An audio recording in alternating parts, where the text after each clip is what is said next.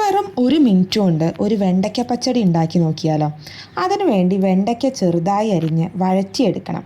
ഈ സമയം കൊണ്ട് തേങ്ങയും പച്ചമുളകും ജീരകവും നന്നായിട്ട് അരച്ചെടുക്കുക. അതിനുശേഷം ഒരു പാൻ അടുപ്പത്ത് വെച്ച് എണ്ണ ചൂടാവുമ്പോൾ കടുക്, ഉലുവ, വറ്റൽമുളക് എന്നിവ പൊട്ടിക്കുക.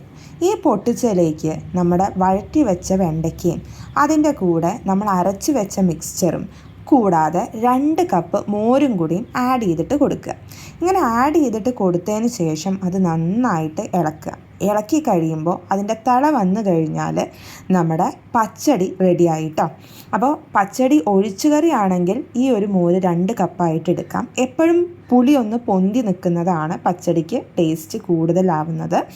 ഇനി അതല്ല, നിങ്ങൾക്കൊരു തിക്കായിട്ടുള്ള കൺസിസ്റ്റൻസി ആണ് വേണ്ടത് എന്നുണ്ടെങ്കിൽ നമ്മൾ അരച്ച സമയത്ത് അതിലേക്ക് വെള്ളത്തിൻ്റെ അളവ് ഒന്ന് കുറച്ചാൽ മതി കേട്ടോ.